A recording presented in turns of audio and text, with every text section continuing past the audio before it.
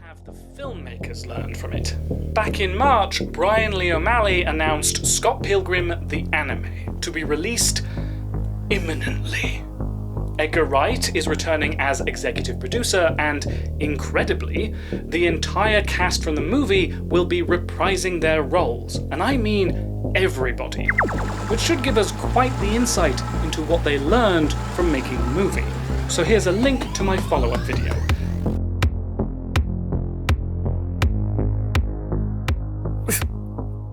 What the hell? Where am I? Do not make a follow-up video about Scott Pilgrim. What? Swear to me, you will not make a follow-up video. Who are you? I am you, from the future. 6 months in the future. No way are those prescription. Yeah, I genuinely can't see a thing. Hold on a sec. Okay, listen. I've brought you here to warn you. Don't make a video about Scott Pilgrim Takes Off, no matter how much people ask for it. In comments, on Twitter, even in person, do not promise you'll make one. But it seems like a no-brainer. A second adaptation with the same cast years later should be fascinating to compare. I really want to talk about whether comic adaptations are more suited to animation than live action. None of that will be relevant. What? How come? The anime isn't an adaptation. O'Malley and Grabinski will take Scott Pilgrim in a bold new direction. How bold? Okay, so at first it seems to be doing the same old thing. Scott starts dating Ramona, but soon learns he needs to defeat her 7 evil exes. Except, when the anime reaches the first fight against Matthew Patel, Scott loses and dies.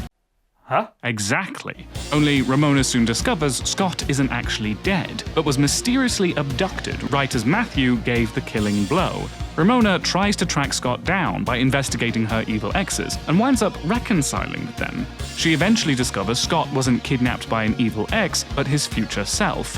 Meanwhile, Scott has been taken to a bleak vision of his own future. He's in his late 30s, Ramona married and divorced him, and he's once again crashing with Wallace. Old Scott wants to avoid the pain of his breakup by convincing young Scott not to get with Ramona in the first place. But when young Scott learns how Ramona tried to track him down in the past, he returns to be with her. Until they are confronted by an even older Scott. There's a big fight involving all the other characters, ending when older Ramona shows up and vows to stop running away from the things she loves. Older Scott and Ramona return home, while young Scott and Ramona commit to being together without fearing the future. I mean, I'd watch that. Oh, sure, it's a decent enough pitch. Let me guess. People don't like it because it's different from the original. No, actually, people really like it because it's different. It's had glowing reviews and it's been warmly received by fans. So what's the problem? I don't... Oh, no. Yup. We don't like it? Oh, we hate it. But... why? Don't ask me that! I refuse to be the kind of video essayist who just rants about things they hate. That's not who we are. Okay. But we did that rant about WandaVision. That was about structuring mysteries. And that rant about Rick and Morty. Continuity's impact on comedy. And that rant about The Order 1886. Okay, but nobody watched that one. And we had some pretty harsh words about the Scott Pilgrim movie, even though lots of people love that. But at least I understood why people like the movie. I could meet them in the middle there. With this, I see reviews describing the anime as a clever re-examination. I've got comments on my first video telling me the anime addresses all my qualms with the movie, and whatever it is they're seeing, I just don't see it. Well, now I'm even more curious why you didn't like it. Okay, I'll tell you, but on one condition. Swear to me you won't use any of this to make a follow-up video about the anime. Oh, I swear.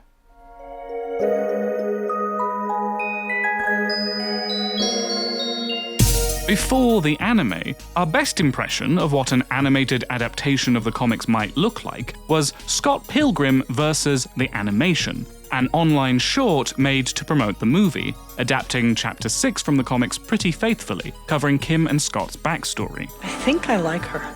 When I first saw it, I remember thinking, hey, I like the actor voicing Scott in this. He's way better than Michael Cera. Reader, that was Michael Cera. That's not what your mom said last night! It's not that Sarah was doing anything massively different here, it's just that voice acting allows an actor to escape their own physicality, not to mention their typecast.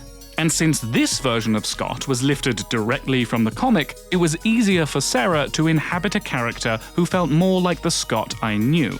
So when I heard Sarah and the rest of the cast would be reprising their roles for the anime, that seemed like a good idea to me. In my first video, I argued that Sarah is not miscast in the movie, it's just a different take on the character. Sarah is an actor and is perfectly capable of playing Scott more like the comic version. So even if the anime isn't a straight adaptation, maybe it could still prove that point? Well... What? Okay, it's true anime Scott is closer to comic Scott than movie Scott is. He's more confident, he's less self-aware. When are you getting your own place? Isn't this my place? No, I let you crash here one time and you never left. That's not how I remember it. He's a charming asshole, though that's just as much a product of the writing and the animation. Scott is kind of a heel, as we know, but if he's drawn, there's something innocent about him that balances it out. If he's a real human, some people probably won't tolerate his activities. And Sarah does an adequate job, I guess. It's hard to tell, because he's not really in it much. For 5 of 8 episodes, Scott is basically absent. Oh, I get it. Scott Pilgrim Takes Off. Overall, the plot focuses more on Ramona and the rest of the cast. And sure, transitioning to voice work can help an actor achieve performances outside their usual range. But that's not what's happened here. I don't really want to talk about this, because these are all actors I respect. Aubrey Plaza stole every scene in Legion. Ellen Wong killed it in Glow. Anna Kendrick, just generally. I could go on. It's a whole cast of obviously talented people. But here, their performances are just kinda flat. Okay, Chris Evans is a standout, Tell me something I don't know. and Mae Whitman is a pure delight. Why are you even... But then she's a veteran voice actor. With the rest, I don't know if it's because they're less comfortable in the medium, or because of the particular way it was recorded, or because of some mismatch between performance and animation, but I don't know, it's just missing that oomph. Did you say punched to death? As in, to death? We've got one offer for a lead role. I suggest you take it. No. Nothing's ever scared me.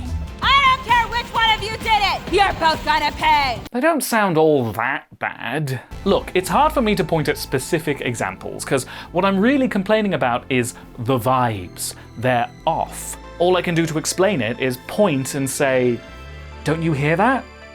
And fair enough, it seems a lot of people don't. But if you want to make a video about how voice acting can be liberating for typecast actors, this ain't your moment, girl. Fine. But surely the whole point of this cast is to enjoy all these famous actors returning to play the same beloved characters. Can't you forgive a few lackluster line reads and just enjoy that? Yeah, probably. So what's the problem? If it were just this, I could give the performances a pass. It's not that big a deal. But the issue is made worse when combined with the anime's other problems.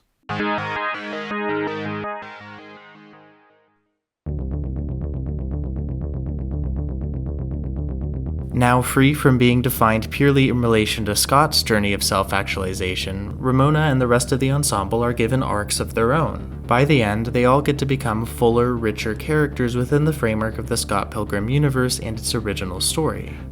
At its core is something introspective and illuminating. lending new depth to characters who previously existed largely just to gesture at Ramona's underlying issues. Even though they're animated, the X's have never been so close to humans. The result is that we get a much deeper look at characters who previously got short shrift, particularly in the rapid-paced movie.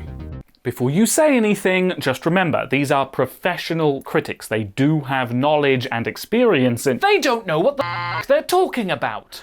James, be nice. Okay. There is some merit in this take. Certainly, compared to the movie, the anime has a lot more time to spend with its characters. And, in principle, I do like the show focusing more on Ramona and having her be the one to confront her exes instead of Scott doing it on her behalf. And I can admit, sometimes that works really well. The highlight is Roxy. In the movie, she was kind of a joke character, existing mainly to serve Scott's reaction to Ramona's queerness, which isn't great. The comic has a bit of that too, but she is unique among the X's in that her relationship with Ramona is not friendly, but still kind of intimate. They hang out, she stays over, they even make out a little, but there's clearly a lot of baggage there. Sure, it's just sad and pathetic and you do it every time. But hey, it's no business of mine. No kidding. I haven't even seen you since college, Roxy, and you show up spouting conspiracy theories as usual. However, a lot of this is implied. The advantage of the anime being outside Scott's perspective is we can bring this into the foreground. In episode 3, Roxy confronts Ramona. They have a fun fight scene, resulting in a sincere conversation about their history, revealing details of their relationship that were never explored before. I was too afraid to face you. So you left without a word? You made me feel like nothing! So, yes, I would call this a re-examination and development of the original characters. It lends new context to the older iterations without contradicting them, and also atones for past mistakes by handling queerness more seriously. It's not unheard of for otherwise straight-identifying people to treat queer relationships as more disposable than straight ones. So the anime is tapping into something relatable here. Good job, anime! However, I would not say it does this for any of the other characters. In both the comic and movie, Lucas Lee is only present for one scene, but in the anime he has a whole arc, kind of, starting as a Hollywood bad boy, losing his wealth and becoming a barista. But so what? This isn't a story about Lucas learning he never needed his fame, because he's still famous. He's blacklisted as an actor, but who cares? He doesn't even read his scripts. He's cancelled for having a relationship with an actress who plays a high schooler, but in reality she's 31, so what's the problem? It's not as bad as what Scott does. Okay, the scene where Lucas and Ramona reminisce on their past is kinda nice, but the conversation doesn't change anything. Ramona doesn't meaningfully accept responsibility for cheating. Lucas identifies the experience as hugely formative for him and is fine with that. It's all just whatever. Whatever. It's the same with Gordon. He loses his empire and reconnects with his old classmate, Julie Powers, who, apparently, knows him as high school loser Gordon Goose. But just because we learn more things about a character doesn't necessarily mean they are more developed. You say Gideon's motivation was gaining the status he never had in high school? Great. It's plausible, I guess. But what difference does it make? It lends no new context to what actually matters: his relationship with Ramona. Comic Gideon and movie Gideon serve different purposes, but in both, the point is he's a possessive and manipulative partner.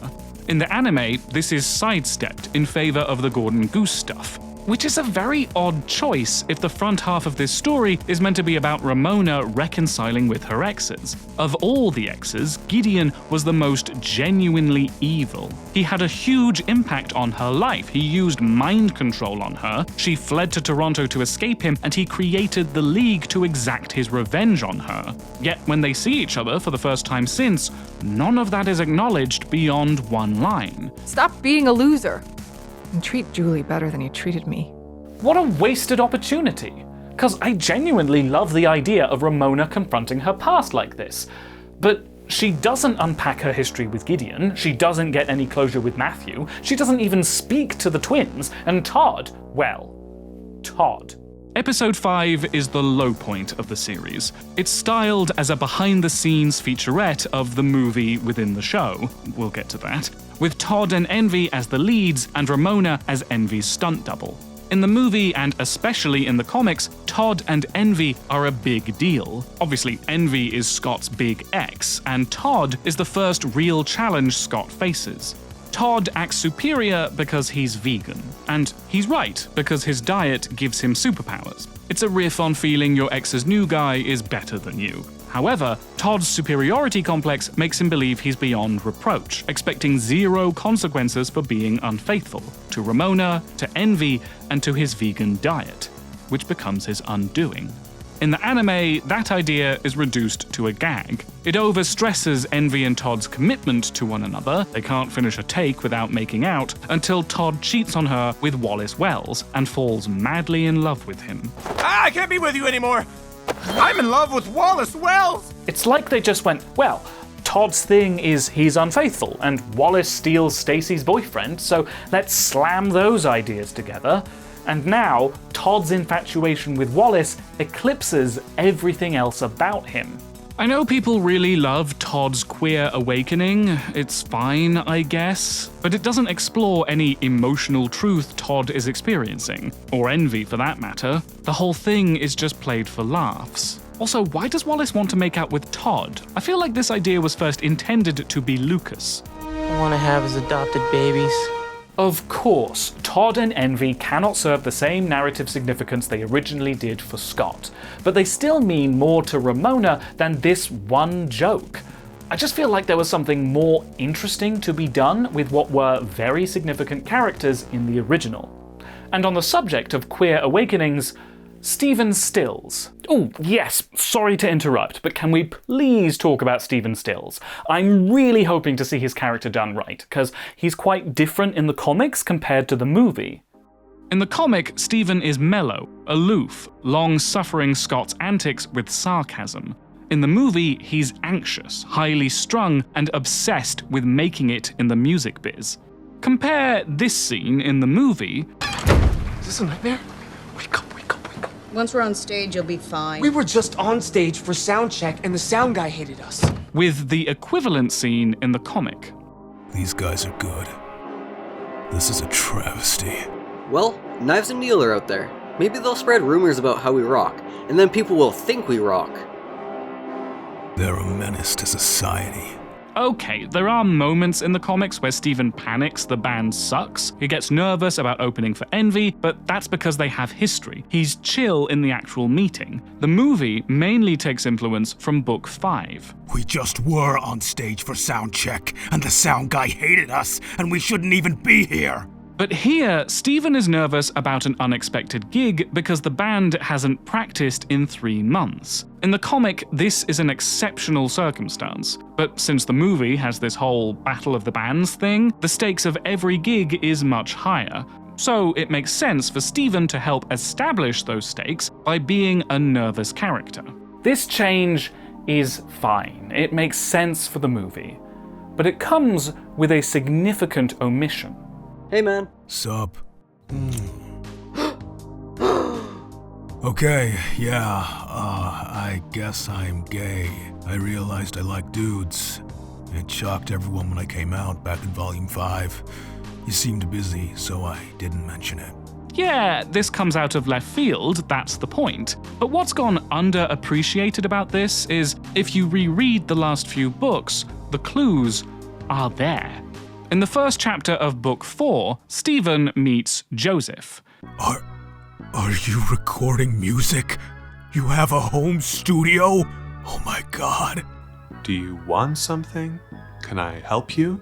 Joseph, can you record our album? Sex Bomb needs to record an album. We need to take it to the next level. You saw us play in Volume 3, right? We aren't that sucky, right? Okay, I'll do it. But only because I find you attractive. I can live with that. Which leads to... Hey Kim! She's not here! Damn it, did you leave the front door unlocked? Stephen Stills? Is that you? Hi. Are you Growing a beard? Guess what? Joseph's going to help us record our album. Who's your friend? Lisa. Hi. You're here with Joseph? Where's Kim? She went to Sneaky D's with Julie and the other chick. They said we were boring. So what? You're just chilling with Joseph? What about band practice, man? Tell him we're busy making magic. We're busy making magic, buddy. And sure, they do work on the album, which keeps Steven very busy. He stops holding band practice, he turns down gigs, he repeats the excuse, "we're recording right now." But the album never materializes, despite all the time they spend on it. In Joseph's room, alone, together. Even when Steven is with his girlfriend, Joseph is rarely far away. I'm sorry I've been so stupid about this whole thing. Nah, whatever. Don't mention it. I mean, what could you possibly see in her, right? I have nothing to fear. Right. Yeah.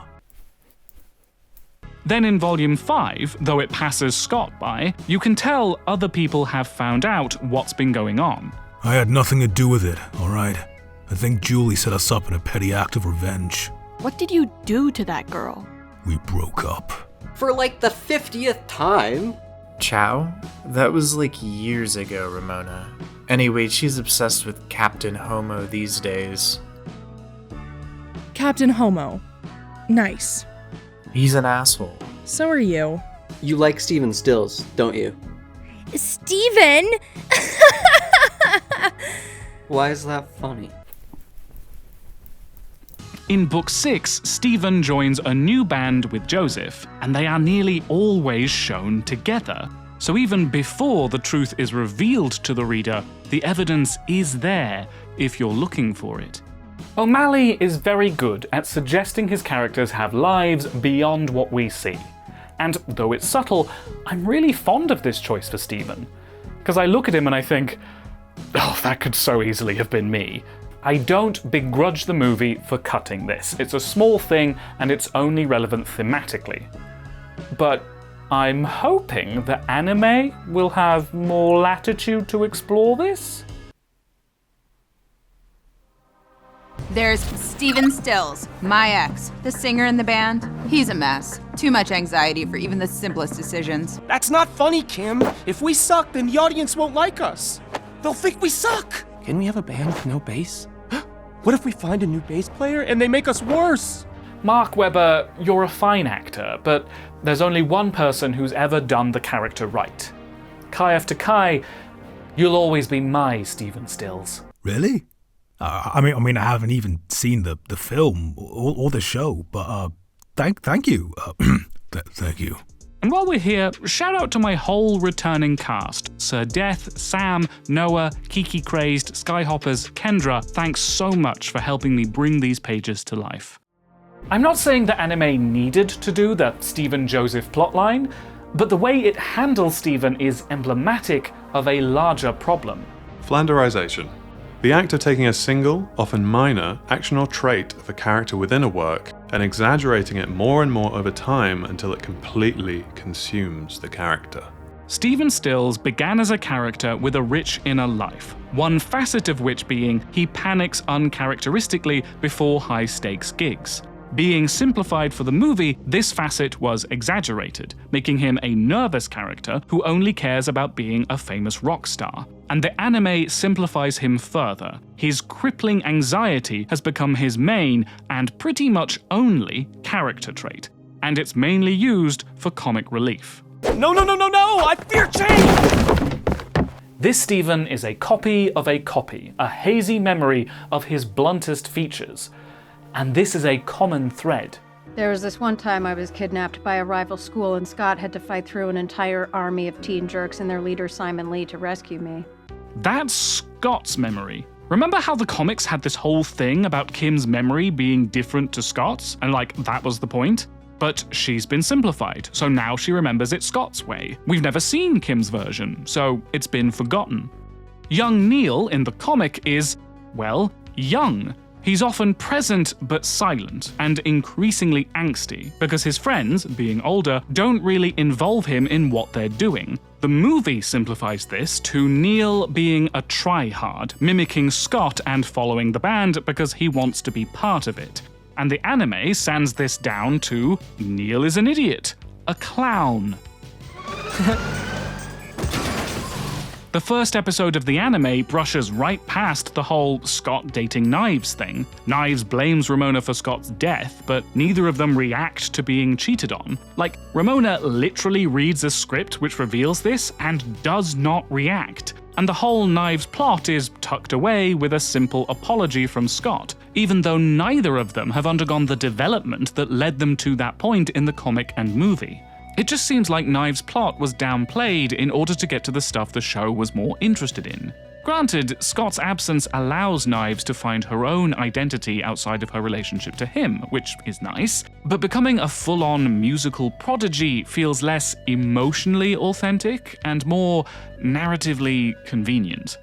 Ramona's arc is fine, I guess, but it's not doing anything the comic didn't also do, although minus all the Gideon stuff. What does kinda get to me though is her hair.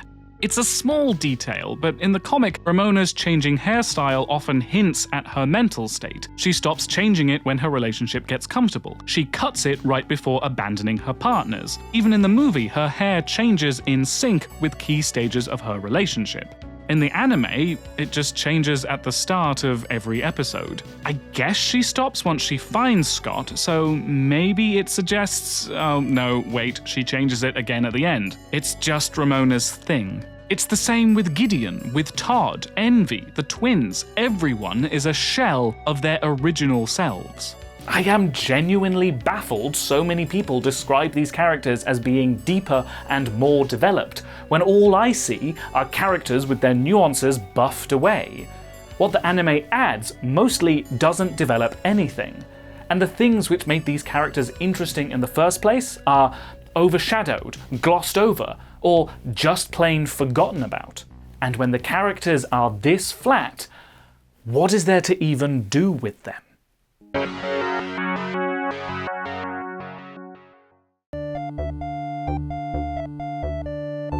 Can I just play devil's advocate for a second? Because you've spent a lot of time comparing the anime unfavorably to the comic. And if we were to make a video about this, which we aren't, oh sure, we aren't.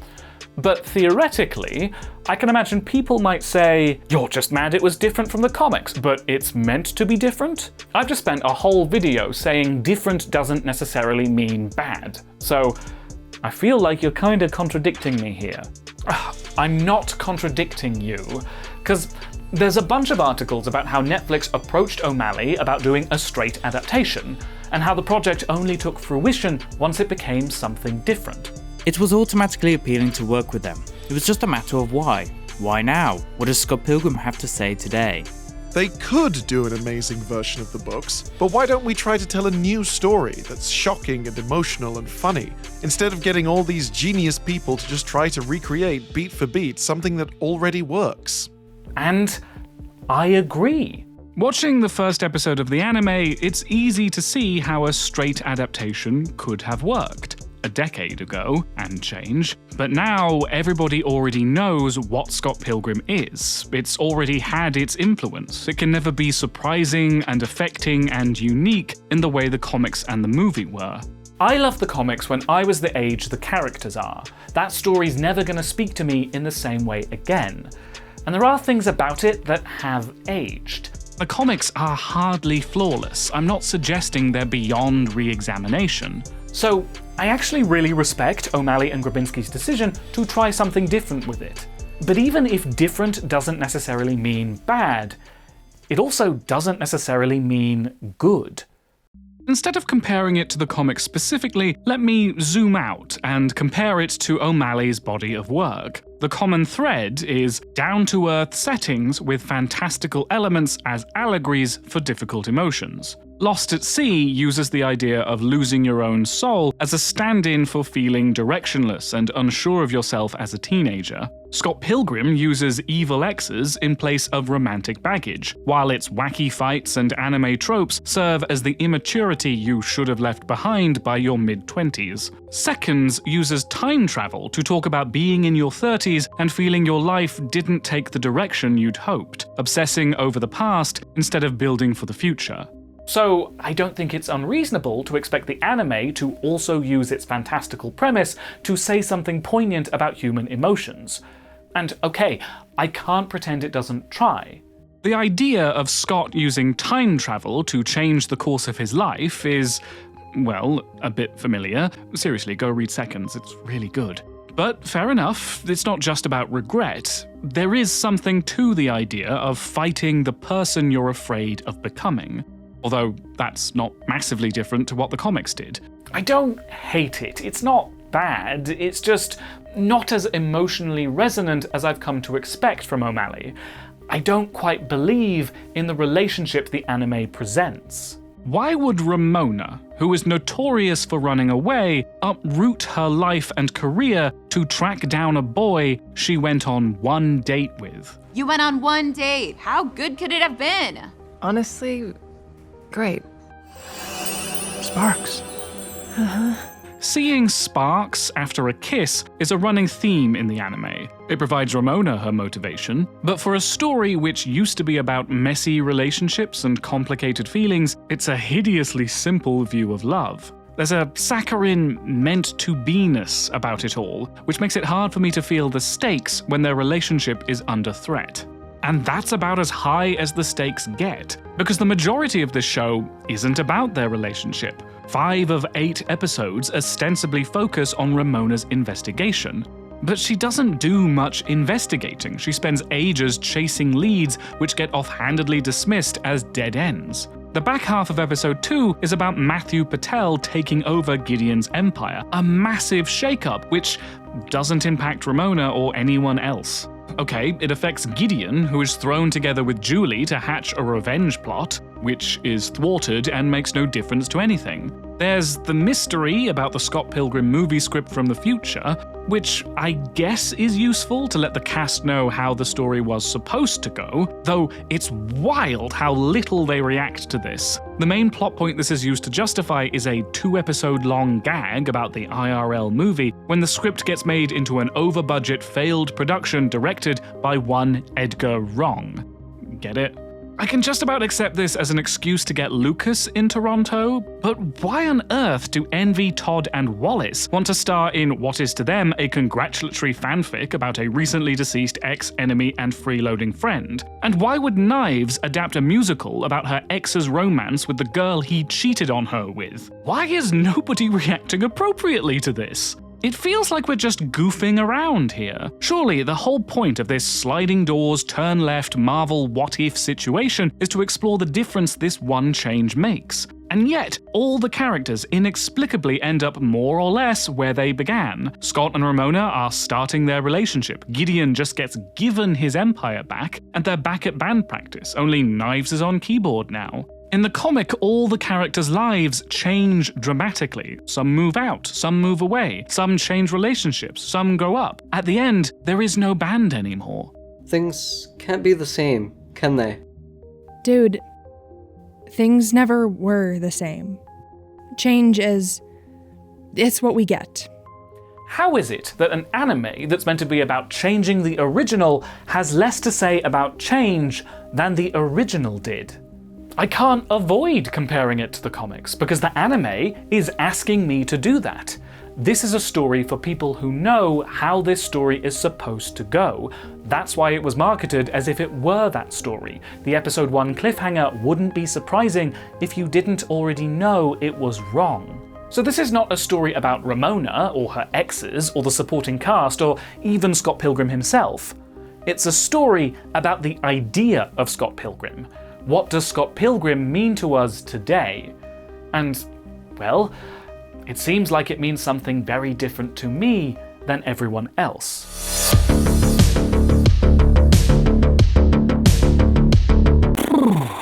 Yeah, I can see you're in a pickle here. Tell me about it. 'Cause at some point, you're gonna have to confront the fact most people disagree with you. What am I gonna do? Convince them a thing they love is trash, actually? That's a fun hill to die on. And they could just be like, oh yeah? What makes you more big-brained than literally all of us? Exactly. I don't know why my reaction's so different. Like, it'd be easy for me to say, clearly none of them have ever read the comics. But I know that's not true. And I can't just dismiss everyone as idiots. Not that I ever would. Because lots of people I admire and usually agree with praised the anime too. So at this point, I'm genuinely wondering, have I missed something here? Or am I reading stuff in the comics that was never really there? I'm so confused by this, I'm literally questioning my senses. But here's the thing. I reread the comics within the last year, and because I was making a video, I analysed them very closely. So by the time I watched the anime, the original plot, characters, and themes were very fresh in my memory. Whereas, over the last 14-odd years, maybe our collective memory of what Scott Pilgrim is has changed. Yet in many ways, Takes Off feels like a growth in the material, certainly surpassing the 2010 film. As Ramona pursues the disappearance of Scott Pilgrim, she contends with and deconstructs the archetypal boy gets the girl storyline that defined the original series, sometimes to its detriment. It's as if O'Malley wanted to do right by Flowers for so long, especially after the many manic pixie dream girl accusations following the film's release. The series finally gives her the long-awaited agency she deserves. This recollection feels unfair, certainly to the comics, but even to the movie a bit. Like, okay, the manic pixie dream girl thing. If you're not familiar, the MPDG trope was coined in 2007 by Nathan Rabin to decry a particular type of female love interest. She's quirky and energetic and teaches her boyfriend to carpe his DMs. And if you Google the term, you will quickly see a picture of Ramona Flowers. It's not just that the criticism has been levied at her character, she's now used as the archetype. However, the criticism Rabin was making is that these dream girls are sexist, a female character with no wants or needs of her own, existing purely to facilitate the personal growth of the male protagonist. And that isn't Ramona. Yeah, okay, she is the literal girl of Scott's dreams, dating her sets into motion this whole action-adventure. But it's not a story of boy meets girl, it's a story of boy dates two girls at once and deals with the consequences. He's not fighting to win Ramona, they're already dating. Ramona has agency, she has her own story about facing her past, about confronting her complicated feelings for her ex. In 2014, Rabin disowned the MPDG trope, echoing criticisms that it had grown into an unstoppable monster, used less to decry sexist narratives and more to demonize a loose collection of character traits. Ramona may be mysterious, but she's not energetic or quirky, she just has dyed hair. Again, I like the idea of Ramona confronting her own exes, but centering the story on Scott was not a flaw of the original. Nevertheless, that is how the story has been remembered. It's not just the characters that have flanderized, it's the whole thing. We remember the flashy fight scenes and meta references, and we remember the movie more vividly than the comics. Meanwhile, the subtle emotional storytelling that formed the heart of the comics is quicker to fade. In order to repackage this story for a modern audience, the anime doesn't deconstruct or re-examine it as it actually was. Instead, it responds to the memory which has replaced the original. Shortly after the anime came out, the Scott Pilgrim wiki page on Stephen Stills changed the first line of its section on Stephen's personality from nonchalant and extremely serious to extremely neurotic and anxious. That's it. That's who he is now. Look how they massacred my boy. I don't enjoy dunking on something that most people like, especially when I have so much respect for O'Malley as a comic artist. But to me, this is all frosting and no cake. It's all the things we remember fondly without the context that made them effective in the first place. It's not about what these characters feel, it's about how we, the audience, feel about them. Look, I don't even care about the anime that much. It sucks, but whatever. I'm not angry, I'm not upset, I'm just sad. Because nobody seems to remember what made this story great in the first place. Well, maybe if we made a video about it, you could remind them. What for? They already have the newfangled thing they prefer. Who's gonna listen to some old millennial screaming against the tides of change? Maybe it's not about making people listen. Maybe it's not down to you to fix this. If it's really true Scott Pilgrim has been forgotten, maybe it's enough for one person to notice. And maybe you're not as alone as you think you are. Want to find out?